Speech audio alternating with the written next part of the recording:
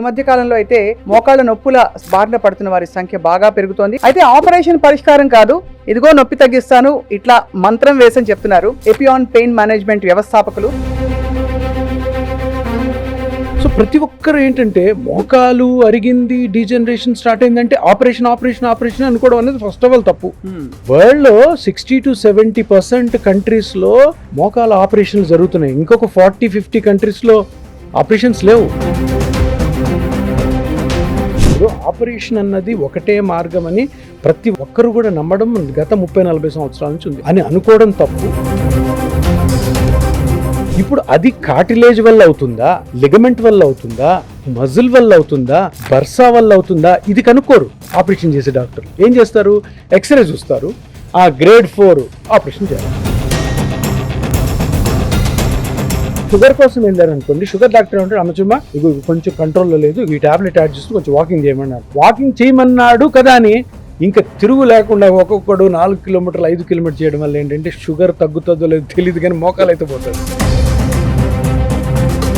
And అలాగే గంటలు జిమ్కి వెళ్ళిపోయి జిమ్కి వెళ్ళొద్దు. అసలు ఎవరు వెళ్ళాలి జిమ్కి? జిమ్ ట్రైనర్స్ వెళ్ళాలి, ఎందుకంటే వాళ్ళ కండలు పెంచిపోతుంది, బిజినెస్ జరగదు. సినిమా యాక్టర్లు వెళ్ళాలి, సెలబ్రిటీస్ వెళ్ళాలి, స్పోర్ట్స్ పర్సన్ వెళ్ళాలి. జిమ్ ఎవరికి అవసరం లేదు. మన ఏంటి తెలుసా, ఇంకొక 5 సంవత్సరాల తర్వాత మోకాలు నొప్పులతో కానీ, షోల్డర్ నొప్పులతో కానీ, స్పైన్ పెయిన్స్తో కానీ ఏ మనిషి సఫర్ అవ్వకూడదు, ఏ మనిషి డాక్టర్నే కన్సల్ట్ కాకూడదు. అంతే. Hello and welcome to healthy journey with me Swapna, exclusive గా మీ సుమన్ టీవీలో. జర్నీ బాగుండాలంటే అది ఎలాంటి జర్నీ అయినా సరే ముందు మోకాళ్ళు బాగుండాలి, ఇది అందరికీ తెలిసిన విషయం. ఈ మధ్య కాలంలో అయితే మోకాళ్ళ నొప్పుల బారిన పడుతున్న వారి సంఖ్య బాగా పెరుగుతోంది. కారణాలు అందరికీ తెలిసిన విషయాలే ఇవన్నీ. స్థూలకాయం కావచ్చు, డీజెనరేటివ్ అంటే వయస్సు పైబడి కూడా మోకాళ్ళు అరిగిపోవడం చాలా సర్వసాధారణం. పూర్వం అది నార్మల్ అనుకునేవాళ్ళు, ఇప్పుడు ఏంటంటే పరిష్కారాలు చాలా వచ్చేసాయి. అయితే ఆపరేషన్ పరిష్కారం కాదు, ఇదిగో నొప్పి తగ్గిస్తాను ఇట్లా మంత్రం వేసని చెప్తున్నారు ఎపియాన్ పెయిన్ మేనేజ్మెంట్ వ్యవస్థాపకులు. అండ్ ఆపరేషన్కి వ్యతిరేకంగా దాదాపు ఒక ఉద్యమంలా పోరాడుతూ పెయిన్ మేనేజ్మెంట్ అందరికీ అందిస్తున్నారు డాక్టర్ సుధీర్ ధార గారు. వారితో మాట్లాడదాం. సార్ నమస్కారం. మీ పరిచయం కరెక్ట్గా చెప్పానో లేదు తెలియదు కానీ మీరు ధ్వజం ఎత్తినట్టు దాదాపు ఆపరేషన్ అవసరం లేదు అని చెప్పేశారు. యా, సో ఎలా ఉంది sir me course of treatment ఇన్ని సంవత్సరాల్లో? యా, అంటే మీరు అన్నట్టు ధ్వజం ఎత్తడం అన్నది నేను స్టార్టింగ్లో అలా రాలేదు నేను లోపలికి. సో పెయిన్ మేనేజ్మెంట్ సెంటర్ని నేను మెడికల్ కాలేజెస్లో చేశాను, తర్వాత కార్పొరేట్ హాస్పిటల్లో చేశాను.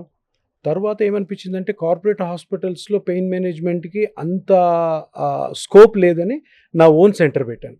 నా ఓన్ సెంటర్ పెట్టినప్పుడు ఈ జనరల్ డిఫరెంట్ దీర్ఘకాల నొప్పులకు ఇంజెక్షన్ దాంట్లో ట్రీట్మెంట్ ఇస్తూ పిఆర్పి పద్ధతి అన్నది ఒకటి ఉంది. రైట్. సో అది స్టార్ట్ చేసిన తర్వాత ఆ సక్సెస్ చూసిన తర్వాత నాకు అనిపించింది మీరు అన్నమాట, ఇంకా ఆపరేషన్లు ఆపే టైం వచ్చింది. అంటే అట్లీస్ట్ ఎంత వీలైతే అంత కొన్ని కేసెస్ తప్పకుండా ఆపరేషన్ చేయాలి, ఎందుకంటే మనకి ఒక ఆల్టర్నేటివ్ దొరకకుండానే మనము ఆపరేషన్లకి అగేన్స్ట్గా ధ్వజం ఎత్తలేం. అందుకని అది స్టార్ట్ చేసిన తర్వాత 2-3 months 6 months దాని సక్సెస్ చూసిన తర్వాత అప్పుడు నాకు అనిపించింది ఏంటంటే మనం ప్రజలకు చెప్పొచ్చు, బాబు ఇంకా ఆపరేషన్లు అవసరం లేదు. ఆపరేషన్ అంటే అన్ని కేసులకు కాదు, కొన్ని కేసులు తప్పకుండా ఆపరేషన్ చేసుకోవాలి.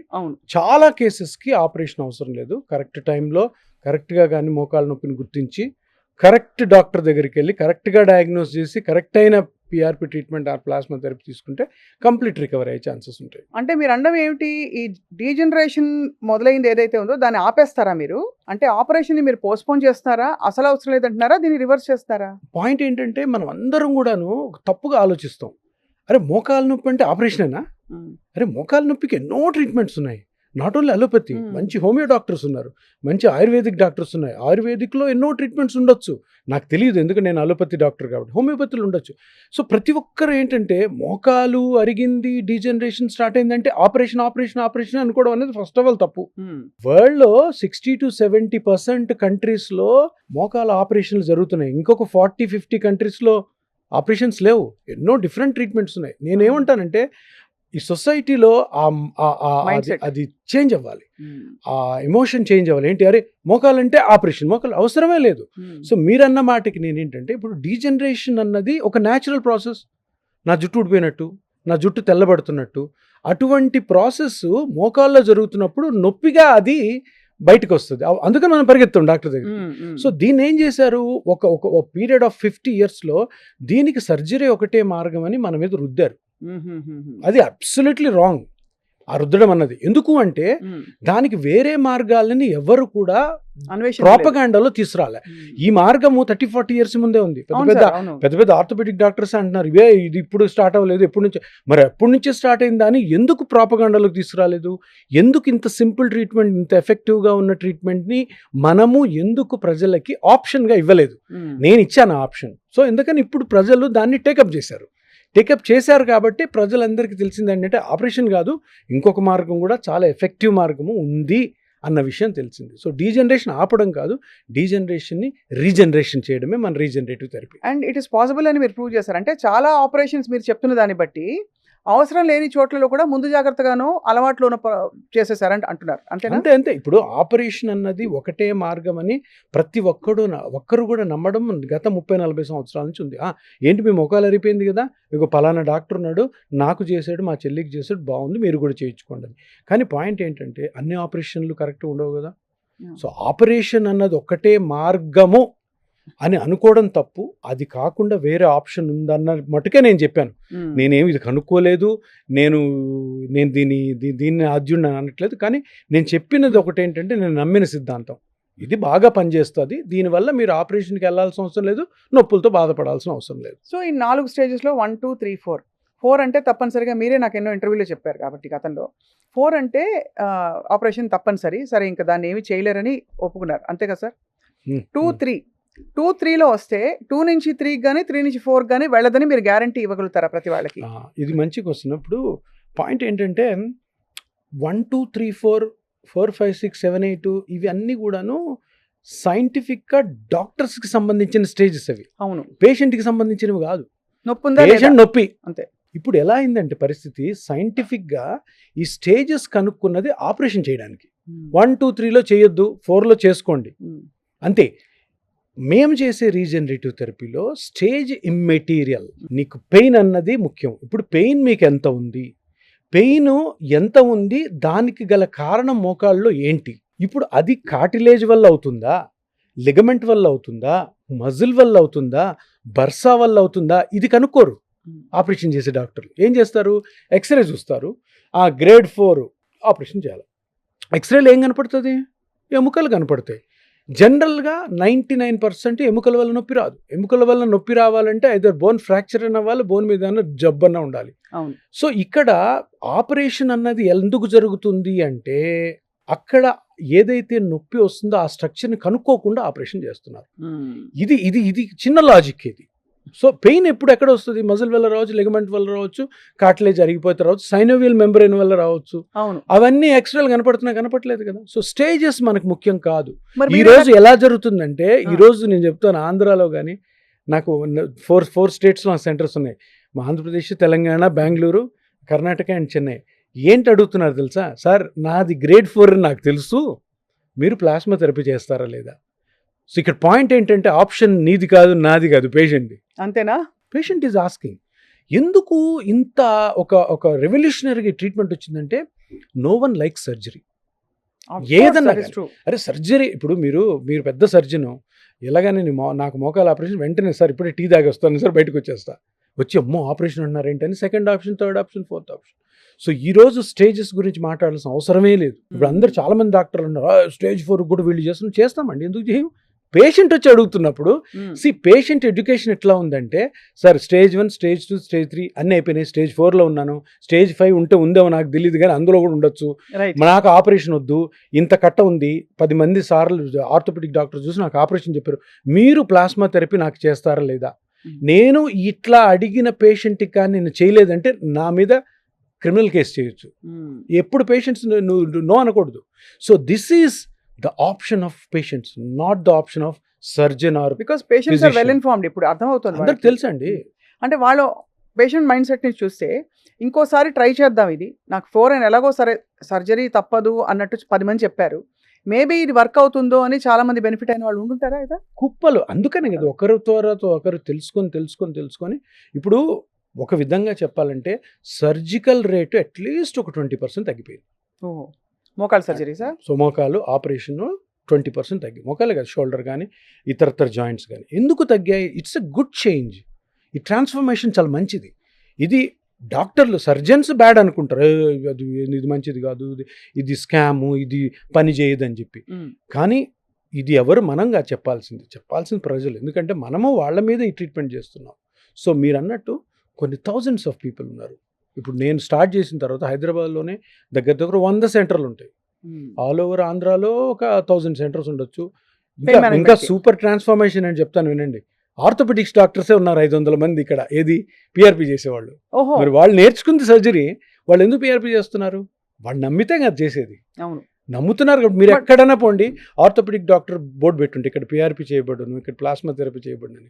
ఎందుకు చేస్తున్నారు? That's a good sign. ఎందుకంటే ప్రతి చోట కూడా ఈ ట్రీట్మెంట్ అవైలబిలిటీ ఉంటే ప్రతి ఒక్కరికి అందుబాటులో ఉంటుంది. పిఆర్పి చేస్తే వాళ్ళకి లోపల ఇన్ఫెక్షన్ వచ్చేసి ఇలా ఉబ్బిపోయి నా దగ్గరకు వచ్చిన వాళ్ళు ఉన్నారు అని కొంతమంది సీనియర్ సర్జన్స్ చెప్పారు సార్. అవును, పిఆర్పి చేసిన వాళ్ళు ఉబ్బిపోయిందని అన్నప్పుడు చూపించండి అది ఎవరికి ఉబ్బిందో.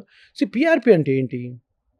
చిన్న నీడిల్, ఇక్కడ నుంచి బ్లడ్ తీసుకుంటాం, ప్రాసెస్ చేస్తాం, ఆపరేషన్ థియేటర్లో ఇదంతా జరిగేది. స్ట్రిక్ట్ అసెప్టిక్ ప్రికాషన్స్లో సెల్స్ తీసి చిన్న ఇంజెక్షన్తో మోకాలు వదులుతాం. ఇన్ఫెక్షన్ రేట్ ఎంత ఉంటుందండి? చిన్న ఇంజెక్షన్. అట్లా అనుకుంటే మీరు వేసే అన్ని ఐఎం ఇంజెక్షన్లకి నీకు యాప్సిస్లు వచ్చాయి. సో అంటే ఇదేంటంటే దుష్ప్రచారం అంటారు, తట్టుకోలేంత అనొచ్చు, ఇంటాలరెన్స్ అనొచ్చు. అంటే పాయింట్ ఏంటంటే ఒక న్యూ థింగ్ వస్తున్నప్పుడు సొసైటీలోకి దానికి చాలా రిపల్షన్ ఉంటుంది, రెసిస్టెన్స్ ఉంటుంది. అందులో సక్సెస్ అయిందంటే, సక్సెస్ కాలేదనుకోండి బాగుంది అంటారు. తప్పకుండాను ఒక ట్రీట్మెంట్ రెవల్యూషనరీగా ఒక పెద్ద ఇండస్ట్రీ ఉన్న సర్జికల్ మాన్యువర్ని మారుస్తుంది అనగానే అందరికి టెన్షన్ స్టార్ట్ అవుతుంది. నాకు ఎన్నో థ్రెటనింగ్ కాల్స్ వస్తాయి. నాకు ఎంతోమంది నా తెలిసిన ఆర్థోపెడిక్ డాక్టర్ ఫ్రెండ్స్ చెప్తారు, చూడు బాబు నువ్వు జాగ్రత్తగా ఉండాలి. అవేంటి మీనింగ్ ఏంటి? కొంతమంది ఆర్థోపెడిక్ డాక్టర్స్ నా మీదకి కొంతమంది మనుషులు పంపిస్తున్నారు, అంటే పేషెంట్లలాగా వచ్చి గొడవ చేసిపోతారు. ఏముండదు, ఊరికే ట్రీట్మెంట్ గురించి అడిగి అని చెప్పి. ఇవన్నీ కూడాను these are the signs of prosperity or signs of what you call the goodness of this treatment.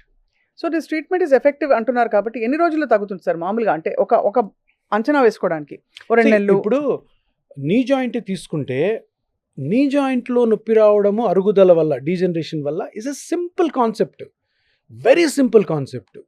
అది ఏది రాకెట్ సైన్స్ ఏం లేదు. నీ జాయింట్లో 2 బోన్స్ మధ్యలో గ్యాప్ ఉండాలండి. గ్యాప్ పోయి రాసుకుంటుంది. ఎందుకు రాసుకుంటుంది? మధ్యలో గుజ్జు ఉంటుంది, గుజ్జు అరుగుతుంది. గుజ్జు ఎందుకు అరుగుతుంది? ఏజ్ వైజ్ అరుగుతుంది, మనం చేసే పనుల వల్ల అరుగుతుంది.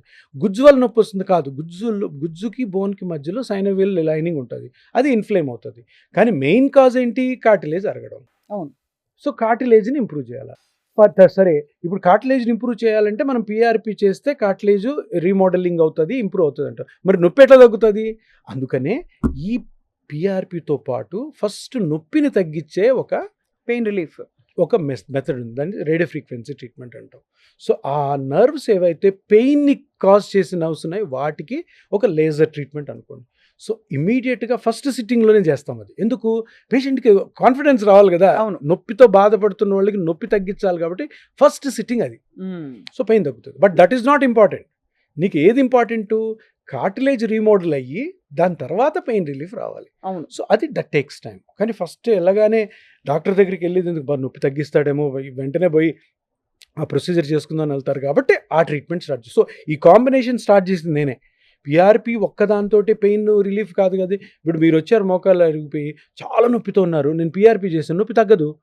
2 రోజులు చూసారు, 3 రోజులు చూసారు, 4 రోజులు చూసారు, నమ్మకం పోతుంది. మీరు ఒక సిట్టింగ్కి ఆపేయచ్చు ట్రీట్మెంట్. అందుకని ఫస్ట్ సిట్టింగ్ పెయిన్ రిలీఫింగ్ చేసి దాని తర్వాత కొన్ని సిట్టింగ్స్ ఎంతైతే కార్టిలేజ్ డ్యామేజ్ అయిందో దాని ప్రకారం సిట్టింగ్స్ ఉంటాయి అన్నమాట. ఇది అంటే ఇప్పుడు orthopaedic surgeons point of view నుంచి చూస్తే సార్, ఇది స్ట్రెచ్ చేసి మీరు అలా ట్రీట్మెంట్ ఇచ్చుకుంటూ పోతే దీనివల్ల ఏమైనా సైడ్ ఎఫెక్ట్స్ వస్తాయా? ఒక 6 నెలలు, సంవత్సర కాలం పాటు, అంటే ఉన్న స్థితి నుంచి దారుణ స్థితికి మారుతుందా? ఎగ్జాక్ట్లీ, అది వాళ్ళ భయమా? సో ఇప్పుడు ఏంటి, ఇప్పుడు జనరల్గా ఇంతకుముందు ట్రీట్మెంట్ ప్లాన్ ఎట్లా ఉండేదంటే, ఇప్పుడు మోకాలు నొప్పి వచ్చింది, మనం వెళ్ళాం, ట్యాబ్లెట్లు, ఎక్సర్సైజ్లు. ఏమవుతుంది ట్యాబ్లెట్ ఎక్సర్సైజ్ వల్ల? ఏమీ కాదు. ఆ ట్యాబ్లెట్ వేసుకున్నంతసేపు మీకు పెయిన్ రిలీఫ్ వస్తుంది. ఎక్సర్సైజ్ చేసుకుంటే ఎంత చేసుకుంటే అంత ఎక్కువ చేస్తే నొప్పి వస్తుంది. నెక్స్ట్ 2 months తర్వాత మళ్ళీ వెళ్తారు, మళ్ళీ అదే పరిస్థితి. మళ్ళీ 2 మంత్స్ తర్వాత వెళ్ళగా ఇంకా కాదు ఆపరేషన్ అంటారు. సో, ఇక్కడ ఎప్పుడైతే ఫస్ట్ ఇన్స్టెన్స్‌లో మీకు నొప్పొచ్చిందో, ఆ రోజునే దాన్ని గాని కరెక్ట్ చేసుకుంటే, ఓకే, మీకు ఆ ఆపరేషన్ స్టేజ్ రాదు. ఇంకొకటి, నేను ట్రీట్మెంట్ చేసిన తర్వాత ఒకవేళ డిలే అయితే ఆపరేషన్‌లో కాంప్లికేషన్స్ అన్నారు కదా! మేము ట్రీట్మెంట్ అన్నది బ్లైండ్‌గా చెయ్యము. పీఆర్పీ ట్రీట్మెంట్ ఈరోజు స్టార్ట్ చేశామంటే వాళ్ళకి ప్రతీదీ జాగ్రత్తగా ఎక్స్‌ప్లెయిన్ చేస్తాం. చూడండి, ఈ రోజు నుంచి మీ డీజనరేషన్ ఆగాలి, రీజనరేషన్ పెరగాలంటే నేను చెప్పిన మాట మీరు వినాలి. నేను చెప్పిన మాట మీరు విననప్పుడు నీకు ట్రీట్మెంట్ నేను చెయ్యను. అంటే ఏంటంటే ఇంకా ఫర్దర్‌గా డీజనరేట్ కాకుండా వాళ్ళకి తీసుకోవాల్సిన జాగ్రత్తలు తూచా తప్పకుండా చేస్తాం. తూచా తప్పకుండా వాళ్ళు పాటిస్తామన్నప్పుడే ట్రీట్మెంట్ చేస్తాం. సో, డీజనరేషన్ ఈరోజు ఎంత జరిగిందో దాని మీద మంచే జరుగుతుంది కానీ డీజనరేట్ కాదు. కాదు. అది గ్యారంటీ. అంతే కదా! ఇంకా మరి అది లేకపోతే ఈ ట్రీట్మెంట్ మీనింగే లేదు. అంటే ఎందుకంటే ఇప్పుడు పెయిన్ కిల్లర్స్ వేసుకున్నారు అనుకోండి, అమ్మ కిడ్నీలో కిడ్నీ డ్యామేజ్ అవుతుంది. డ్యామేజ్ అవుతుంది అని అంటారు. ఇంకేదో అయితే దానికి ఇంకేమైనా సైడ్ ఎఫెక్ట్ అంటారు. పీఆర్పీకి ఏమిటి సైడ్ ఎఫెక్ట్ అని ఆలోచిస్తున్నా. లేదని చెప్పారు మీరు. ఏముంటుందండి, మీ బ్లడ్లోని సెల్స్ని చిన్న ఇంజెక్షన్తో మీ మోకాల్లోకి ఏసెప్టిక్ ప్రికాషన్స్లో ఆపరేషన్ థియేటర్లో స్టెరైల్ కండిషన్ చేస్తే ఇన్ఫెక్షన్ ఎందుకు వస్తుంది? ఎవ్వరికి రాదు. రైట్. ఇప్పుడు నీకు నచ్చకపోతే నువ్వు ఏమన్నా వస్తుందని చెప్తావు, పేషెంట్ చచ్చిపోయారని చెప్తావు, నీ నోటికి వచ్చినట్టు మాట్లాడచ్చు. దట్స్ నాట్ కరెక్ట్ కదా. రైట్. సో, అందరికీ అంటే ఒక వైపరీత్యం ఏంటంటే ఎక్కువ నడవాలి, ఎక్కువ ఎక్సర్సైజ్ చేయాలి, బాగా యాక్టివ్గా ఉండాలంటాం. అలా ఎక్కువ చేస్తే గుజ్జరిగిపోతుంది. మరి ఏమిటి sir, what is the balance to prevent degeneration? ఇప్పుడు ఈ డీజనరేషన్ నేను అదే అనుకుంటా. ఇప్పుడు నేను చాలామంది పేషెంట్స్కి చెప్తా ఉంటాను. ఇప్పుడు ఒక పెద్ద హాస్పిటల్ ఉంది హైదరాబాద్లో. ఆ హాస్పిటల్కి వెళ్ళి ఈరోజు ఈవినింగ్ ఎంతమంది ఓపీ చూశారని అడగండి. ఒక 500 లేదా పెద్ద హాస్పిటల్ 1000 మంది కొత్త పేషెంట్స్ వచ్చి ఉంటారు. దాంట్లో మీరు మొత్తం విశ్లేషిస్తే 800 మంది 1000లో 800 మంది జబ్బు లేకుండా ఎంటర్ అయ్యారు హాస్పిటల్లోకి. మనం ఏమనుకుంటారు, హాస్పిటల్లోకి జబ్బు ఉన్న వాళ్ళు వెళ్తారు కదా, ఈ జబ్బు లేకపోవడం ఏంటి? ఈ 800 మంది కూడాను అనవసరంగా వాళ్ళకి తెలియక, అవేర్నెస్ లేక వాళ్ళ జాయింట్స్ని, స్పైన్ని అరగొట్టుకున్న పేషెంట్సే. షోల్డర్ పెయిన్, నడుము నొప్పి, మోకాలు, ఏది 80%. అవును. అంటే అర్థం ఏంటి? దీని మీనింగ్ ఏంటి? మనకి అవేర్నెస్ లేదు. మనము ఎక్సర్సైజ్ రూపంలో ప్లస్ మనం చేసే డైలీ యాక్టివిటీస్ రూపంలో చాలా చాలా చాలా తప్పుదారిలో పోతున్నాం అందరూ.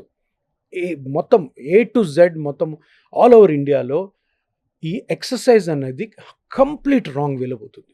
మీరు అన్నట్టు ఇప్పుడు కేబీఆర్ పార్క్లో చూడండి, ఒక రోజుకు ఒక 600-700 మంది, వాళ్ళకి ఏమీ తెలియదు. నడిస్తే సూపర్, నడిస్తే మన ఆరోగ్యానికి తిరుగుండదు, మనం 90 ఏళ్ళు బతుకుతాం అన్న ఉద్దేశంతో నడుస్తుంటారు.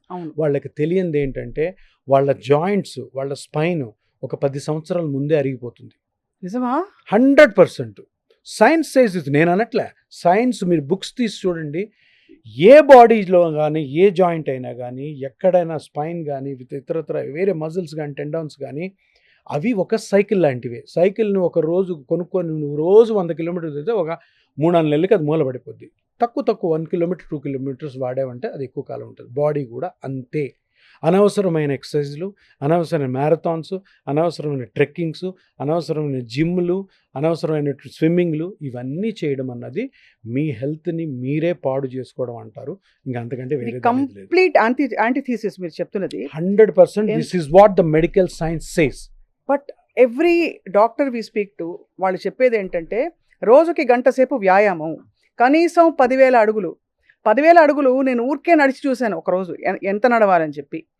అసలు ఎంతో నడిస్తే కానీ 10,000 అడుగులు రావు మన దీనిలో పెట్టుకుంటే తప్ప, ఐఫోన్లో కానీ లేకపోతే ఫిట్బిట్లో పెట్టుకుంటే తప్ప. సో మరి మీరు చెప్తున్నది కంప్లీట్లీ రివర్స్. ఎస్. ఇప్పుడు పాయింట్ ఏంటంటే నడవాలి కదా. ఎందుకు నడవాలి? ఫస్ట్ ఆఫ్ ఆల్ నడవద్దంటారు. ఎందుకు నడవాలి? మరి హార్ట్లో కొలెస్ట్రాల్ పెరిగిపోతుంది. అదే, హార్ట్లో కొలెస్ట్రాల్ పెరగడానికి వాకింగ్కి సంబంధమే లేదు. ఎక్కడైనా చూపించండి. అమెరికన్ హార్ట్ అసోసియేషన్ ఏం చెప్తుంది తెలుసా? వారంలో 6 రోజులు అరగంట నుంచి 40 నిమిషాలు minimum to moderate physical exercise చెయ్యండి. అనగానే దీనికి జబ్బులకి సంబంధమే లేదు అని బుక్స్లో రాసి ఉంటుంది. మీకు జబ్బు రావాలి, మీ హార్ట్లో బ్లాక్ రావాలి, దానికి మీ ఎక్సర్సైజ్కి 100% ఏ విధమైన సంబంధం లేదు. మరి జబ్బు ఎందుకు వస్తుందంటే, జబ్బు ఎందుకు వస్తుంది ఎవరికి తెలియదు. వచ్చిన జబ్బుని దాన్ని మనం ట్రీట్ చేసుకోవాలి అంతే. హార్ట్లో బ్లాక్స్ మీరు వాకింగ్ చేసినంత మటుకు రావడం ఆగదు. హార్ట్లో మీకు బీపీ రావాలి అంటే మీరు చిన్నప్పటి నుంచి ఎంత వాకింగ్ చేసినా బీపీ రావాల్సిన టైంకి మీకు వస్తుంది. అది. షుగర్ వచ్చే పేషెంట్కి వస్తుంది. వచ్చిన తర్వాత కంట్రోల్ చేసుకోవడానికి ప్రిస్క్రైబ్డ్ టైమింగ్, ప్రిస్క్రైబ్డ్ ఫ్రీక్వెన్సీలో ఎక్సర్సైజ్ ఎట్లా చేయాలని డాక్టర్ని అడిగి తెలుసుకోండి. అంతేనా? అంతే. మీరు మీ పక్కింటోడు అన్నాడు, లేదంటే జిమ్ ట్రైనర్ అన్నాడు, లేదంటే మా పక్కింట్లో ఒక అతను ఉన్నాడు ఆయన చెప్పాడు, ఇవి కాదు. హెల్త్ని మీరు ఒక 10th క్లాస్ ఫెయిల్ అయినటువంటి ఒక ట్రైనర్ దగ్గరికి వెళ్ళి అప్పచెప్పొద్దు. ఎంబీబీఎస్ డాక్టర్స్ ఉన్నారు, వాళ్ళతో కలవండి, మాట్లాడండి. వాళ్ళే సార్ చెప్తారు కదా సార్. అడగండి మీరు, సార్ నేను మీ దగ్గరికి వచ్చింది ఈరోజు నేను ఏం ఎక్సర్సైజ్ చేయాలి, నీట్గా చెప్తారు. మీరు అదే షుగర్ కోసం వెళ్ళారనుకోండి, షుగర్ డాక్టర్ అంటాడు, అమ్మచుమ్మా ఇగో కొంచెం కంట్రోల్లో లేదు, ఈ ట్యాబ్లెట్ యాడ్ చేస్తూ కొంచెం వాకింగ్ చేయమని అంటాడు. ఎందుకంటే ఆయనకి అంత టైం ఉండదు, నీకు ఏ వాకింగ్ చేయాలి, ఎంతసేపు చేయాలని. మనం కూడా అడగం డాక్టర్ దగ్గర పోయి, అసలు వాకింగ్ చేయమన్నాడు కదా అని ఇంకా తిరుగు లేకుండా ఒక్కొక్కడు 4 కిలోమీటర్లు 5 కిలోమీటర్లు చేయడం వల్ల ఏంటంటే షుగర్ తగ్గుతుందో లేదో తెలియదు, కానీ మోకాలు అయితే పోతుంది. అంతే. సో ఎక్సర్సైజెస్ అన్నవి అన్నీ కూడా ప్రిస్క్రైబ్డ్ ఎక్సర్సైజెస్. ప్రతి మనిషికి ఏజ్ని బట్టి, వాళ్ళ బాడీలో కండిషన్ని బట్టి, వాళ్ళ అవసరాలని బట్టి, వాళ్ళ ఉద్యోగాన్ని బట్టి, వాళ్ళ మైండ్ సెట్ని బట్టి ప్రతి మనిషికి ఒక ప్రిస్క్రైబ్డ్ ఎక్సర్సైజ్ ఉన్నాయి. ఆ డాక్టర్స్ దగ్గరికి వెళ్తే తప్పకుండా చెప్తారు. లేదు మీరు ఎవరైనా హైదరాబాద్ నా దగ్గరికి వచ్చి అడగండి, నేను చెప్తాను. ఎందుకంటే మనం ఇంత ముందు అనుకున్నట్టు ఈ 800 మంది ఎవరైతే జబ్బులు లేకుండా పెద్ద పెద్ద హాస్పిటల్కి రోజు తిరుగుతున్నారో వీళ్ళందరూ కూడా ఎలా ఆగిపోతే ఈ కార్పొరేట్ హాస్పిటల్ అన్నీ కూడాను మూతపడిపోతాయి. క్లోజ్ అవుతాయి. అంటే ఇప్పుడు మీరు యోగాసనాలు కూడా వద్దంటారా? ఏదన్నా కానీ సైన్స్ ఉండాలి. యోగాలో సైన్స్ ఉందా లేదా నాకు తెలీదు, బట్ నా సైన్స్లో అలోపతి మెడిసిన్లో యోగా లేదు. కానీ సార్ కండరాలు మొత్తం కూడా స్టిఫ్ అయిపోయి మొత్తానికి, అంటే ఈవెన్ మోకాళ్ళ మీద బరువు కూడా పడకుండా మన క్వాడ్రిసెప్ మజిల్స్ని టైటన్ స్ట్రెంగ్తన్ చేసుకోవాలని కూడా చెప్తున్నారు. అందుకనే ఈ వారంలో అమెరికన్ హార్ట్ అసోసియేషన్ ఏం చెప్తుంది, 6 రోజులు చేయండి ఎక్సర్సైజ్లు, వాకింగ్ చేయండి, స్ట్రెచింగ్ ఎక్సర్సైజ్ చేయండి, అంతేగాని అన్కంట్రోల్డ్గా చేయొద్దు ఎక్సర్సైజెస్. మరి అన్కంట్రోల్డ్ అంటే ఏంటి, ఎవరో ఒకరి గైడెన్స్లో చేయండి. ఆ గైడెన్స్ అంటే ఎంబీబీఎస్ డాక్టరే, ఇంకెవరు లేరు. జిమ్ ట్రైనర్ కాదు. జిమ్ ట్రైనర్కి బాడీ గురించి ఏం తెలుసు, అనాటమీ తెలుసా, ఫిజియాలజీ తెలుసా, బాడీలో ఏం జరుగుతుంది, మెటబాలిజం తెలుసా, ఆయనకి తెలియదు కదా. With due respect to all the gym trainers. Sports medicine చదివిన వాళ్ళు, స్పోర్ట్స్ మెడిసిన్ చదివిన వాళ్ళు కూడా డాక్టర్స్ అయితే కాదు. స్పోర్ట్స్ మెడిసిన్ అంటే ఏంటి, స్పోర్ట్స్ మెడిసిన్ రిహాబిలిటేషన్ ఫిజిషియన్స్ ఉంటారు, ఫిజిషియన్ కాదు, రిహాబిలిటేషన్ ట్రైనీస్, వాళ్ళు ఎవరు ఫిజియోథెరపిస్టే, వాళ్ళకి కొంచెం నాలెడ్జ్ ఉంటుంది, but they are not doctors. So sports మాకు ఇపియాన్లో స్పోర్ట్స్ రిహాబిలిటేషన్ సెంటర్ ఉంది జూబ్లీ చెక్ పోస్ట్లో. ఆ స్పోర్ట్స్ రిహాబిలిటేషన్ సెంటర్ ట్రైనీస్కి వాళ్ళు ఎవరైతే థెరపీ చేస్తారో వాళ్ళకి మేము చెప్తాం, చూడమ్మా ఈ అబ్బాయి 15 years బ్యాడ్మింటన్ ఆడుతున్నాడు, లిగమెంట్ టేర్ అయింది, నేను ట్రీట్ చేశాను, ఈ ఎక్సర్సైజెస్ చెయ్యి, ఈ ఫస్ట్ వీక్ ఇలా చెయ్యి, సెకండ్ వీక్ ఇలా చెయ్యి, 3rd monthలో ఇలా చెయ్యి, 4th monthలో మళ్ళీ కోర్టుకి పంపించండి. సో ప్రతి దాంట్లో కూడా సైన్స్ ఉండాలి.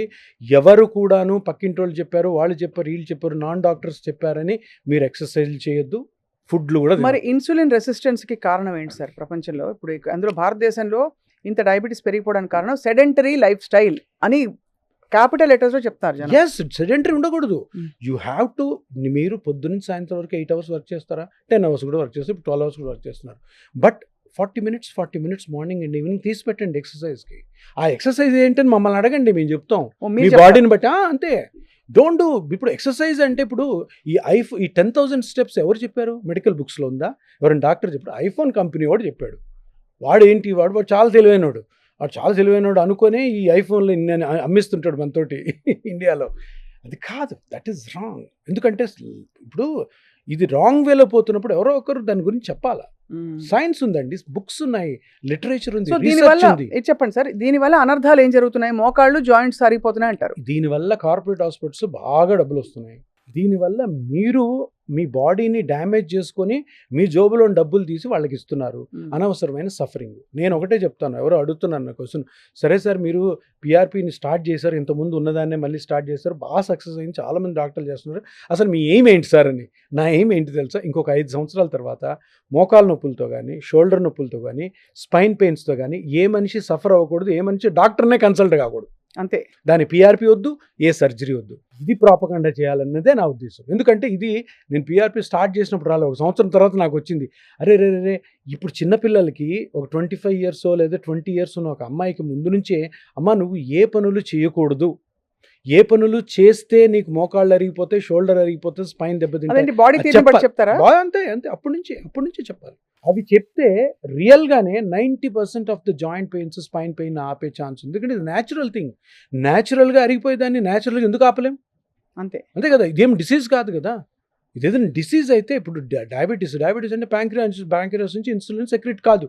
దానికి ఇప్పటివరకు ఎవరికి రీజన్ తెలియదు. తెలిస్తే ముందే ఆపేయచ్చు కదా, ఎవరికి తెలియదు. మీరు ఇందాక ఇన్సులిన్ రెసిస్టెన్స్ అన్నారు, ఎవ్వరికి ఇప్పటివరకు రీజన్ ఇన్సులిన్ రెసిస్టెన్స్ తెలియదు. ఆ జెనెటిక్ లెవెల్లో ఏవో రీసెర్చ్లు జరుగుతున్నాయి కానీ ఇన్సులిన్ రెసిస్టెన్స్ ఎవరికి తెలియదు. ఎందుకంటే ఇన్సులిన్ రెసిస్టెన్స్ అంటే ఏంటి, మీరు మెట్ఫార్మిన్ వేసుకున్నా కంట్రోల్ ఉండదు, సల్ఫోనిల్ వేసుకున్నా కంట్రోల్, ఇన్సులిన్ ఇంజెక్ట్ చేసుకున్నా కంట్రోల్ ఉండదు. సో ఆ పేషెంట్స్కి ఎప్పుడు చూసినా షుగర్ పెరిగిపోతుంటుంది. ఈ మందులు వాడుతూనే ఉంటారు, మందులతో సైడ్ ఎఫెక్ట్స్.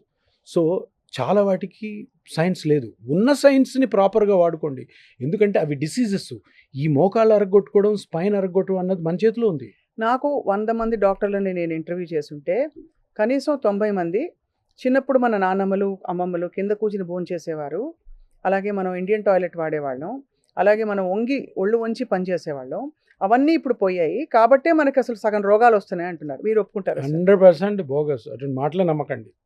ఓహో. కింద కూర్చోకూడదు అయితే? ఎందుకు కూర్చోవాలండి? ఈ క్వశ్చన్కి ఆన్సర్ లేదు. ఏమవుతుంది?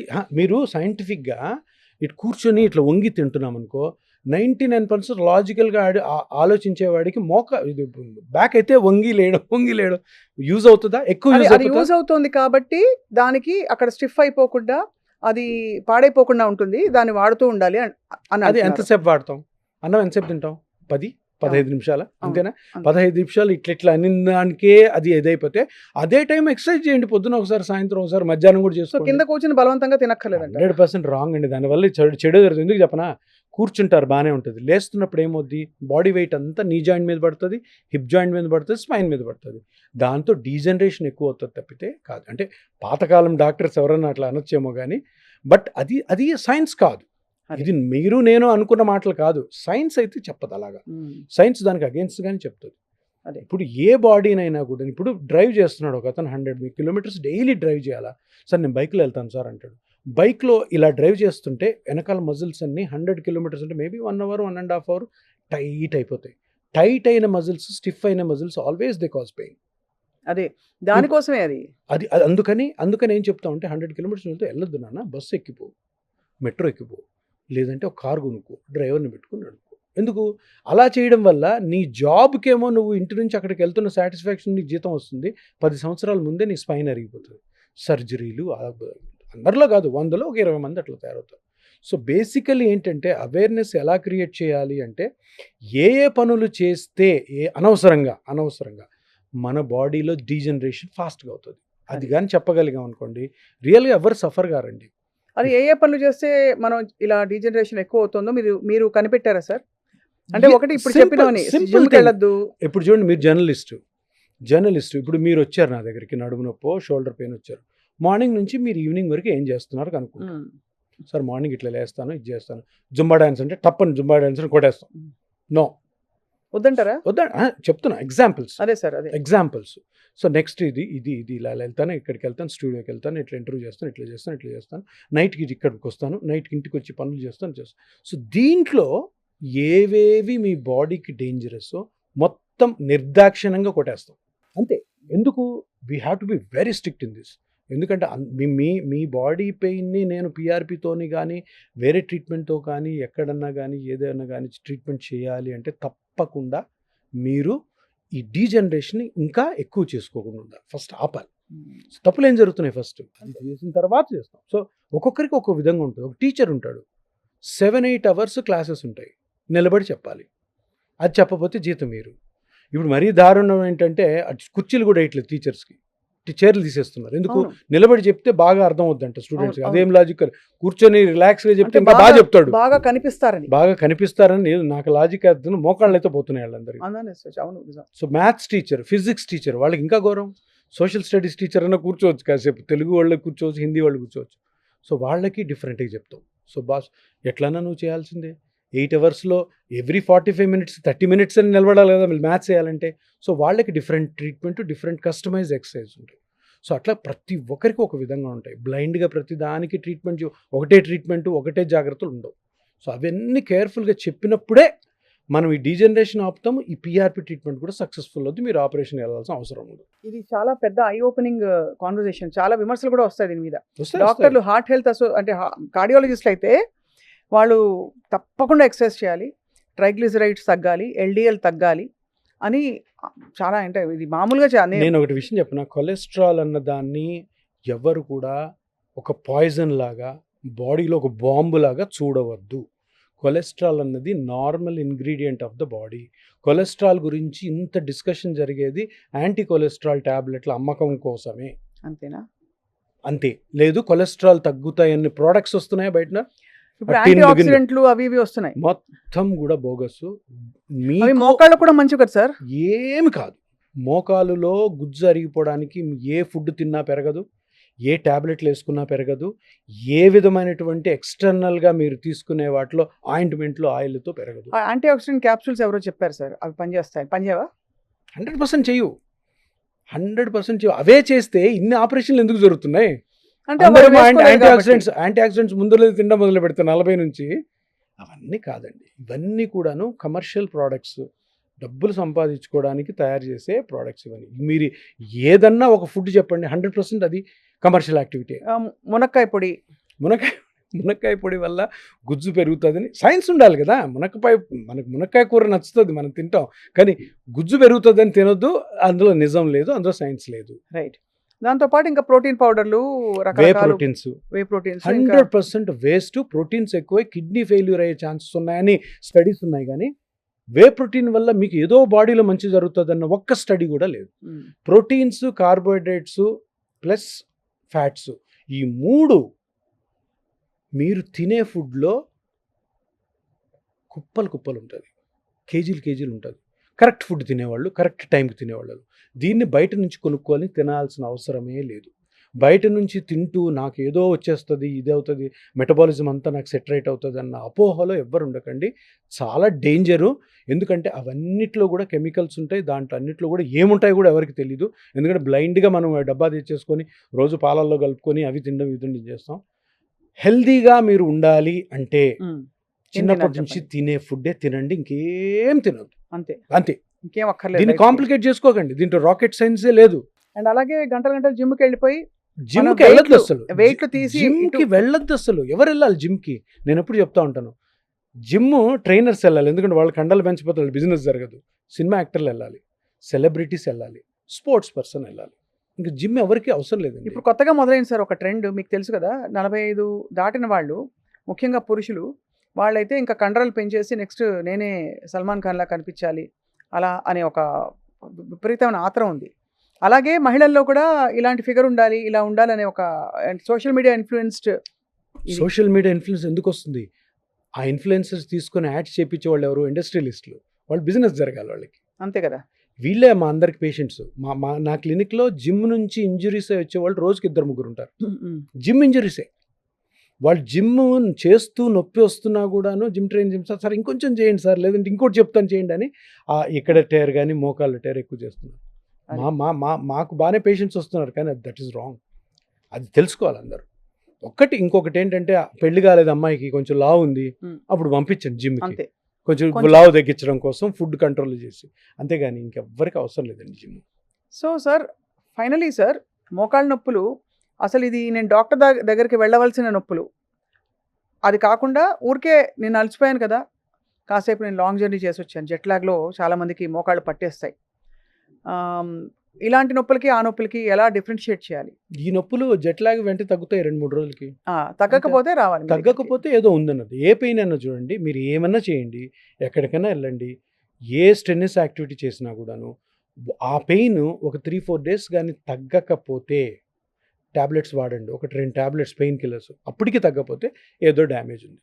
వారము 10 రోజుల తర్వాత కూడాను పెయిన్ కిల్లర్ వాడినా కూడాను పెయిన్ కిల్లర్ అంతసేపు తగ్గి మళ్ళీ వచ్చేస్తుంటే మీరు తప్పకుండా దాన్ని కన్సల్ట్ అవ్వాలి.